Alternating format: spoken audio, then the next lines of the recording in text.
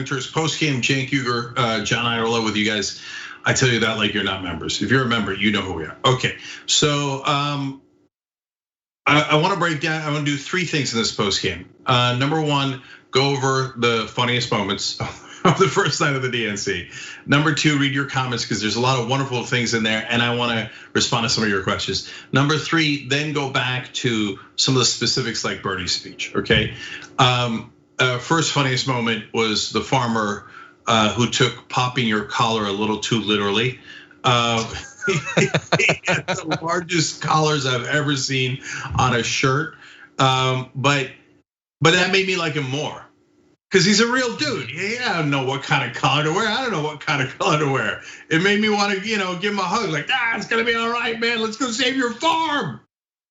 So number 2 is John Kasich started giving the speech, and he said, "We are at a crossroads," and he was at a literal crossroad, right? I was gonna say that one. Yeah, and then the camera like wouldn't zoom in on him for like 30, 45 seconds, maybe a minute. I'm like, zoom in. This is super awkward. I'm begging you to zoom in.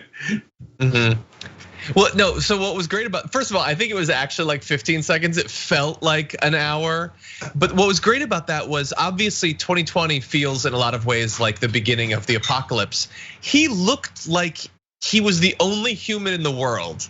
Like that he was in some remote cornfield or something like that. I don't know.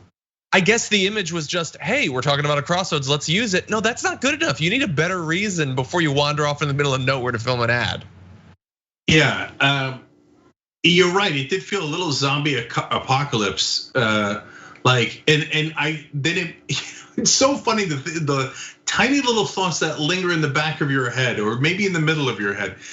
Yeah, I had the same feeling, and I almost felt like, John, are you sure there's not a zombie behind you? Like that's me looking out for Kasich.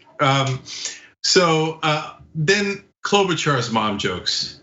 You know what? Now that we've gone over them a couple of times, John, even in tonight's coverage, I kind of miss them. They were the best parts of her speech by far. They weren't that bad. I mean, it's kind of like. No, they were. No, John, you're funny. Yeah, don't. Okay, here. No, they are the clearest indication of a real human personality that is not just political calculations and things like that. That's true. And I think the fact that they're really bad makes it more endearing. Like, and now don't forget, Donald Trump, you're gonna have to get a change of address, so don't cut the post office. You're like, the zingers, the Klobuchar zingers are back. Okay. Momentum. She's almost there. Okay, but then she couldn't help herself. And with the most hilariously outlandish lie of the night. I don't know if you caught it. She said, the night that I conceded was both one of the hardest times, but also one filled with great joy because I got to endorse Joe Biden. Oh, come on, Amy. Come on, nobody believes that. So I lost and I'm filled with joy that I can endorse my opponent, Joe Biden. Dude, you'd rather throw a stapler at his head than hug him. Everybody knows that. It's okay, own it, Amy, own it. I used to play competitive tennis growing up, and I used to hate losing a match, but it was nice to have the opportunity to shake their hand afterward. Yeah, you do it because you're a good sportsman. That's not awesome. That's not a trade-off. What are you talking about? Yeah. The one thing, I don't know if you noticed, but one thing that was missing from her speech, well, one was policy. The other was, I wanted to know what the weather was like when she announced that she was running for president, and we didn't have anything about that. Yeah, I'll tell you, that was actually Klobuchar's best moment when she gave that speech in the blizzard, because you know what? That's the essence of the upside of Amy Klobuchar, which is, God damn it, I'm gonna do this thing. Yeah, that's true. I don't care what anybody says. I don't care if there's a goddamn blizzard. I'm giving the goddamn speech. And I'm gonna put a couple of goddamn mom jokes in there. You know, when you did that voice, I just realized your stapler reference, what you were talking about. Yeah. Yeah. Yeah. Don't take my stapler. Okay. So I think that was it. I think those were the funny moments. Yeah, I mean, there were a few actually touching moments, a few attempts at touching moments. But that was really that was the only funny stuff. Yeah. So there was the cliches, which I'll get back into in a minute, but Gretchen Whitmer, governor of Michigan, doing it at a UAW hall. I get it. It's fine. It's fine. I guess it's probably a good thing, but it's so hackneyed. It's so cliche. I'm here. I'm the governor of Michigan, and I'm here at a UAW hall. And you know about the car workers and stuff. I get it, dude. You guys make cars in Michigan. I get it. I get it. And you're a Democrat and you love unions, and they supported you massively, and that's why you beat the progressive candidate in the race. I get it. I get it. Okay. All right. I'm done. I want to ask you a question because I think her speech to be in terms of performance, the worst. That it was very like mechanical and like there was no energy, no passion, no actual emotion. Any feigned emotion was that feigned. It seemed kind of like an emotion, but it clearly wasn't one. And the thing is, she's been around for a little bit. She's been successful in electoral office. So my question for you is, when people who like her politics watch that speech, do they see it significantly different than we might? Am I perceiving this through, the thick bubble that I live in? Do people who don't agree with like Bernie's politics, do they think that he's not being authentic in the same way? Or are these actual massive differences in ability to communicate values? That's such a great question, John.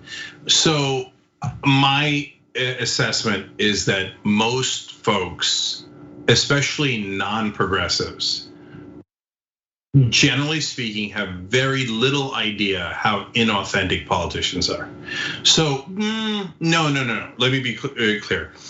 I think, I'm conflating two different things. I think most Americans have an inner sense that politicians are inauthentic and it rubs them the wrong way. I think just random big collar farmer dude looks at Gretchen Whitmer is like, whatever, politician, right? But I was talking, the people who can't tell they're inauthentic are actually the most highly educated people. They're what I would call, and I don't mean this in a pejorative, but more establishment type of voters. And they're good people. They listen to NPR, they read the New York Times, they watch MSNBC. And they've been told their whole lives that politicians are real. So they've forgotten what real people know, which is that Gretchen Whitmer does not look like a real person. She looks and sounds like an inauthentic politician. When the people that I'm referring to, when they see Gretchen Whitmer, they think, well, look, it wasn't compelling like Barack Obama in 2004. It's, I'll give her a 7 out of 10, but it was good. It was good. I mean, I like her and she's good and she's solid.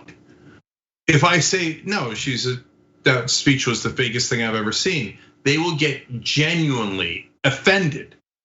Isn't that interesting? Almost. Yeah. Look, and a lot of my friends are in this category. I'm going to keep it real. If I tell them that Gretchen Whitmer is a phony politician and that speech was nothing but political, they'll think I'm a barbarian. I don't understand how I did as devil's advocate. I asked the question, but I don't see how anyone watches that and thinks this is a person who honestly has these feelings and is expressing what they truly feel and truly believe. And it's not to say that she doesn't actually believe some of it or a version of it, but it is not an authentic expression of feelings. It just isn't. I don't see how you could have any emotional intelligence and not be able to see through that. Humans are supposed to be born with some ability to tell when they're being deceived. And it's not just, we're just using her as an example. The vast majority of politicians are like that. And she's far better than someone like Ted Cruz, who every single motion of his body has been planned 6 months in advance to try to accomplish some sort of goal. But you can't watch that speech and think that it was authentic. Even Klobuchar, there was a little bit more of who she actually was in that. I don't know. I don't get it. I don't get it. But I think that your read was pretty accurate. Yeah, look, I talked to a group of my friends last night who I love. They're wonderful people, but they were slightly offended. That's my read of it. Maybe I'm wrong. I hope I'm wrong. That I said Kamala Harris basically had not emphasized that she was South Asian before, that her mom is Indian. She'd only emphasized that she was black. And the minute she was picked, all of a sudden they're like, remember, she's black and South Asian. Asian, first Asian American, Indian, South Asian, Indian, Asian, right? And I said, look, that's a political decision. It's an obvious political decision to de-emphasize it before she's picked and emphasize it after she's picked. And instead of thinking, well, that's the most logical thing I've ever heard, then you could think that's a good idea or a bad idea. I got a slight spidey sense that they were almost borderline offended by that idea. Like, no, Kamala Harris is being upfront and you're being callous by analyzing it that way. I just think, I don't know what it is about NPR. It's just taught a generation of super educated, very smart people to turn off their credibility meter. Like, and just accept what politicians say as if they're being authentic. Yeah. Look, if you ask me a number, I'll say at least 92% of politicians are horribly inauthentic. And I don't think most Americans would disagree with me. But like I said, in some weird, bizarre world, I think the most educated Americans would not only be in the 8% who disagree, but they disagree to the point of being offended, especially if you're talking about a Democratic politician. Yeah. So, and by the way, every news anchor and everyone who works at the New York Times is in that category, is in that 8% who would be offended if you talk about the inauthenticity of a politician. If someone wrote an editorial tomorrow in the New York Times saying how Michelle Obama's speech was a little inauthentic, which is true, I can't imagine they wouldn't be fired. What do you think? Am I exaggerating or? Yeah, I mean, I guess it would depend on how long you've been there. I could see. I don't know. Yeah, I do think it's a particularly like hands-off sort of thing. And the thing is, like, I keep trying to provide nuance that will probably be lost on our detractors. When I am talking about her, at least, I'm not saying that, again, that she doesn't feel those things or doesn't believe those things. In the case of Michelle Obama, she's clearly playing it up for the performance. But I don't get the impression off of her that it's a purely political calculation like with some of these other politicians. Her unwillingness year after year to engage in electoral politics implies that that's not what she's going for. But you can point out that it is a performance and not necessarily a 100% successful one, while also acknowledging it was probably the best speech of the night, not about substance, and will probably be the best of the entire convention. All of those things can be true. We don't have to choose one designator and then just go with that and nothing else is acceptable. Yeah, I'm just gonna say it one last time. No one who works at NPR or the New York Times didn't fall in love with Michelle Obama's speech 100%. Like, I think even 2% critique would have people really questioning whether you're at the right place at those two institutions. And yeah, I liked it. I did. Yeah, I liked it overall, and we gave a ton of nuance to the wonderful parts of the speech and the mediocre parts of the speech. That's how it should be, but that's not how media is these days. Cenk, all right, so yeah. Okay, when you have one moment, I need one moment for something fun, but continue. Oh, that sounds super great. Okay, but first I want to read your guys' comments. These are the members. Solar Power, thank you so much for this wonderful TYT coverage. You are my family. Well, right back at you. You're our family. Javier writes in, how do you think Biden will handle the US-China relations? Well, that's easy. Status quo. Back to status quo. So we'll go back to the trade deals that are not to our advantage, but we won't do maniacal trade wars that needlessly kill our economy. China will get 90% of what they want. I'm keeping it real. But they won't randomly take over Taiwan, which there's an excellent chance that they would do under Trump. Trump would create enough chaos to be like, well, we took Hong Kong and he didn't do anything, so we'll just take Taiwan. So that's the difference between the two. Cousin Bennie says, okay, one more time for the folks in the back. Regarding Biden's empathy, Biden during the 2020 primary, quote, the younger generation now tells me how tough things are. Give me a break. No, I have no empathy for it. Give me a break. Cousin Vinny, damn it, that's a good point. And you know why? I've said this before. It's because Joe Biden is great at empathy for anyone he's in a room with. And the reason he largely supports the status quo is because he's in the room most of the time with Democratic donors, really wealthy Democratic donors. Hence the defining quote of Joe Biden's primary when he told those wealthy donors, nothing will fundamentally change if I'm president. And so why doesn't he have empathy for young people? Because he's almost never in a room with a young progressive, let alone a room filled with young progressives. Almost never. I think that if you put Joe Biden and his, I still think through the roof empathy, in a room filled with AOCs, he'd come out as a fire-breathing progressive. The downside of Joe Biden is he's a blank slate in a lot of ways. And maybe the upside of Joe Biden is that he's a blank slate in many ways. All right, someone who likes Bernie Sanders wrote in, she's delivering this, referring to Michelle Obama, she's delivering this well, but a lot of what she's saying does not hold up to scrutiny. It'll work for normies. I like that comment. Yeah. And that's a good way of putting it.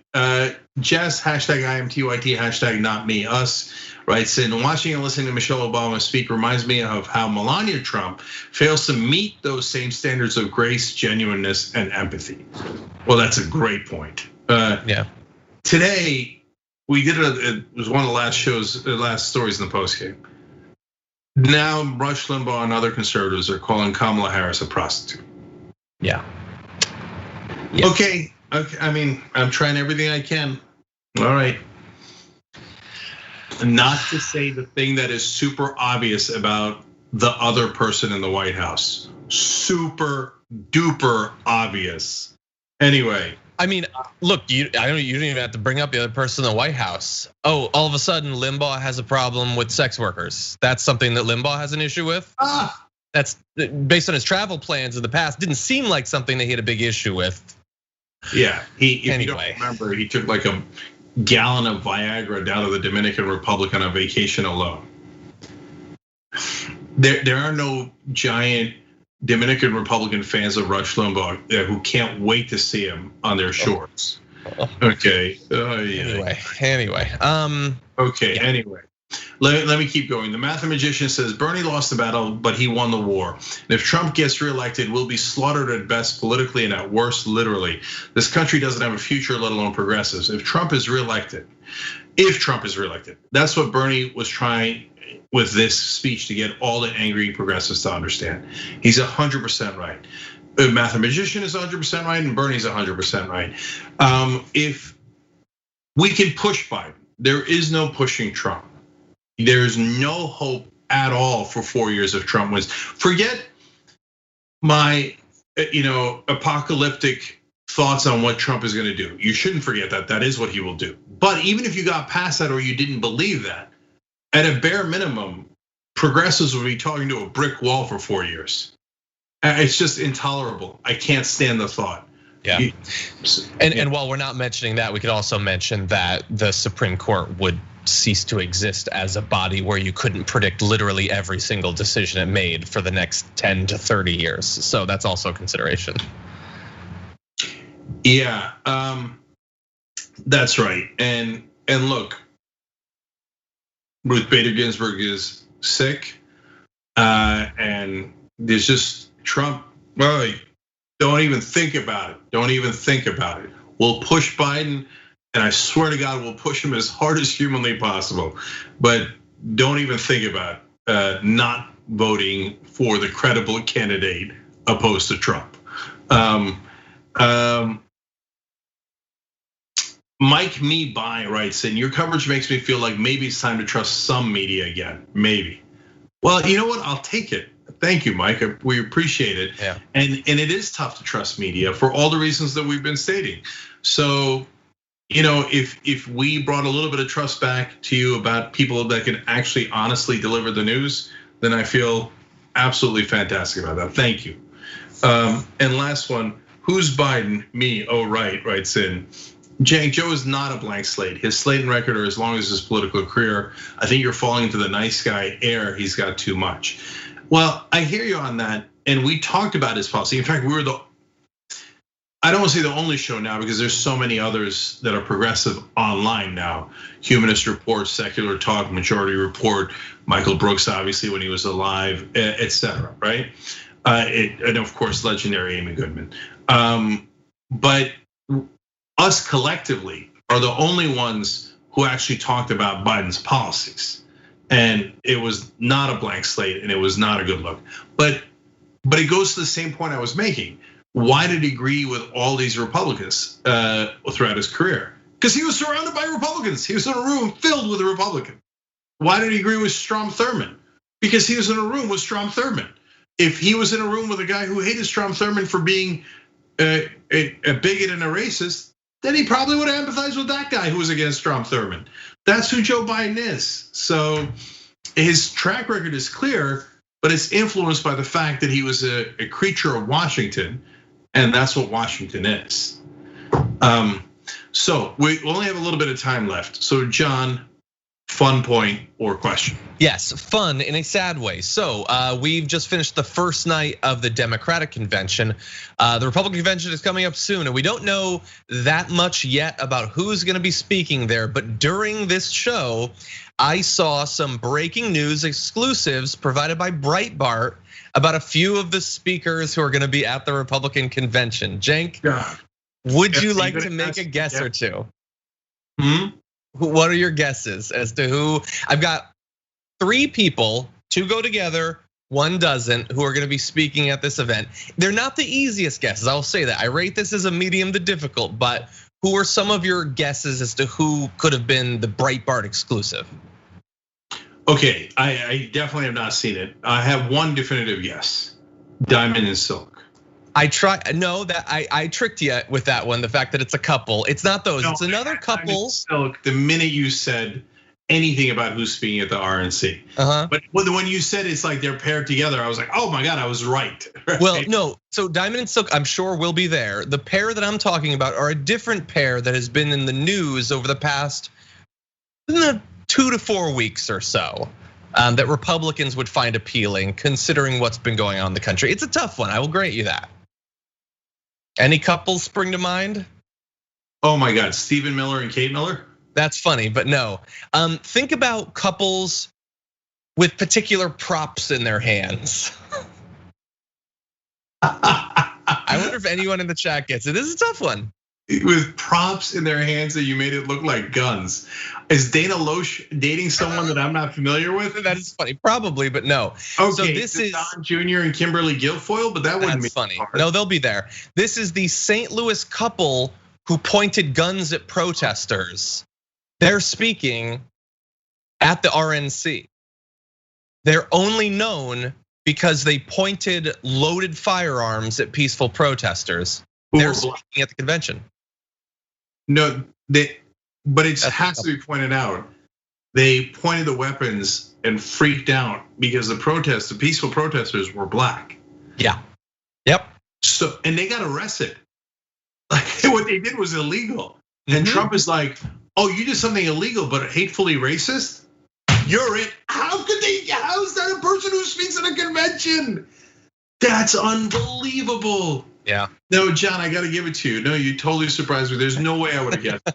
Now, there's one other individual. This was the main Breitbart exclusive here. So this is a person from a little bit like a year to 2 years ago that became this big part of the culture war, this conversation about are people being unfairly canceled. Now, this is a person, to give you a few more clues, who we were told, how dare you imply some sort of political, racial thing to him? He's just a young man, why are you being so unfair? He's gonna be speaking at the RNC. Any guesses based on the description I've given you? Charlie Kirk? That's fine. No, he'll definitely be there. No, this is a little bit tougher than Charlie Kirk. These are tough ones. I'm gonna instantly give up given what happened last time. Sure. Because it could be like Donald Trump's aunt. Why? No. These are people get any who make real news. people to show up. This is a person who was in several days worth of news. So RNC speaker, Covington Catholic high school student Nick Sandman, who sued CNN and everyone else and totally wasn't having a racial issue with those activists and totally isn't gonna turn this into some sort of Milo-esque political social media career. No, speaking at the RNC, the St. Louis couple and the Covington kid. Yeah, well, they love the Covington kid and probably the St. Louis couple for similar reasons. Victimology. They love being victims. Oh my God, what the Washington Post did to me. Dude, you should see what the Washington Post did to me. The New York Times, LA Times, CNN, you name it. If I believed in getting rich quick schemes, I would have sued them. But there is no equivalent for progressives. No one, like the established media is like, oh, progressive got screwed. Yes, everybody drink, right? Well, I can think of one progressive candidate who's been screwed recently by the media over the past couple of weeks. Yeah, of course. And so that's Alex Morse, by the way, or Shahid Buttar, or fill in the blank. Right? Certainly any progressive male candidate that runs. But when you have like the Covington kid, the right wing lose their mind. Oh, poor white kid, poor white kid. Oh, we're the victims. We're the victims. Oh, finally, we're the victims. And so I don't know if it's a religious thing that they can't wait to be victims, but it's hilarious that they then do projection and say, oh, all Democrats want to do is be victims. Oh, I love that kid who was the victim. So that's the quality we're gonna get at the RNC. I can't wait, John. Thank you for getting me all jazzed about it. And we'll do live coverage of it like we do with the Democratic Convention, and it'll be a blast. It'll be hilarious. So you should check that out. And support us at tyt.com/go so we can have these fun times. All right, we're out of time, but I'm just gonna give you one quick thing here because I promised it to you. And that's Bernie. So real quick summary of it is his main point was we've got to preserve democracy. Totally agree, 100% right. His second point was, look, Joe actually came towards us a little bit towards policy, right? All right, Medicare is not gonna be for all, but at least he's gonna move it down from 65 to 60. He's gonna end private prisons. He's gonna end cash bail. And he threw out a couple of others. I was like, it's a little bit of the way towards us, okay? Yeah. Given that we didn't win, okay, what are we gonna do? But by the way, don't get me wrong. The answer to what are we gonna do is immediately pressure him the minute after he wins, I hope, right? So it doesn't mean that like, oh, I'll just take him at his word that he's gonna end private prisons. No, if you don't push him, he's not gonna end private prisons. Don't be insane. And is it good enough to lower the age of Medicare to 60? No, we're gonna push for Medicare for all no matter what. By the way, here's a preview for you guys. You know, in the next 2 years, Pelosi and Schumer, even if we have the House, the Senate, and the presidency, they will not allow a vote on Medicare for all. Then we're gonna have real trouble. Everybody quoted John Lewis tonight. I'll quote John Lewis. I'll give you some good trouble if you don't have a vote on Medicare for all. Okay, so and right now they are definitely planning not to have one. So don't get me wrong, we're gonna push. And then just finally, he was really the only one talking about policy. Literally, yeah. John, did Michelle Obama or any of them mention a single piece of policy other than Bernie? I think she talked about voting rights, which has policy implications. No, voting rights true. Is essential and wonderful. But it's not really policy. It's the basics. It's hey. There was a bit about the response to COVID that implied some policies that could have been pursued. Weak. No. No, I don't mind those. Don't get me wrong. It's not weak to talk about coronavirus. It's great, and they should, and all that stuff, right? And they should talk about the things that, but it's not real like. And don't get me wrong. Voting rights is like, yes, there is policy attached to it, and it's absolute. I'm telling you, it's essential. I don't know how to make it clearer than essential, but it doesn't go towards what do you do when you're in office and what are you trying to accomplish? If all you're trying to accomplish is to let everyone vote, that's too low a bar. It's essential, but way too low a bar. So that's it. I mean, Bernie was literally the only person who mentioned policy, and he mentioned it a lot, as usual. So, in that sense, he wins the night again. Of course. I'm sure that all the outlets right now are talking about Bernie's great speech. No, there was one, I'm trying to track down who, but Brianna mentioned on Twitter that one of the CNN commentators was like, I've never seen Bernie like this. He's talking about so many issues. I don't know who it was, but I just thought, wait, have you ever heard, do you know who he is? Have you seen politics? What are you talking about? That was the same speech he's given every day of his life, even if there's nobody there. He just goes through it. But it's not surprising that now suddenly it's acceptable because it's in service of Joe Biden. Then we can hear him out a little bit because he's not at risk of becoming president. But it is so consistent with everything that he said. It's frustrating to hear that. 100%, super duper last thing. I mentioned earlier that the upside of Biden was he really authentically does go to Cory Booker in the middle of a debate. That's the story Booker told, and put his arm around him and say, hey man, you got some good ideas. We should talk that through, and hey, way to be and stay in there and stuff. And like coaching an opponent like that, it's weirdly nice. And that's why Bernie really likes Biden, and it's true. But I alluded to a downside of that, and I wanted to make sure that I told you. The downside is Joe Biden is such a blank slate that in the middle of a debate, he's telling his opponent, Cory Booker, well, those are good ideas. I hadn't thought of that.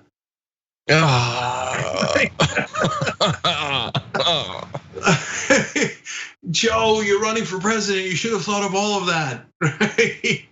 And he just wants to be president, like 99% of politicians. Not to accomplish something, but to be president. And honestly, I can't believe he's going to be. And I hope to God that he is, given the current circumstance. And another macabre thought occurred to me in the middle of covering it tonight, which is we just got to get Joe to the election day. I mean, a disaster is if something happens to Biden. That's the one wild card. Oh no, right? So yeah. What happens if that happens after the convention? 222. What? Yeah. I would actually need to look up what the procedure is for if that were to happen after the convention, but before the election. No, Kamala would take it. There's no question. Is it? Yeah. Look, you can look it up. I know realpolitik. She would take it in a heartbeat, and the establishment would give it to her in a heartbeat. I agree with that. Yeah. Yeah, but still, God, that's an absolutely frightening thought. I don't want any wild cards going into the election. But now I'm just like, let's go. November 3rd can't come quick enough.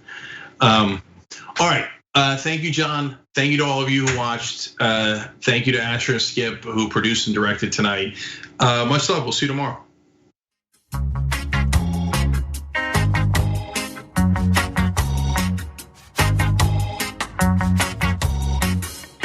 Thanks for listening to the full episode of The Young Turks. Support our work, listen ad-free, access members-only bonus content, and more by subscribing to Apple Podcasts at apple.co/TYT.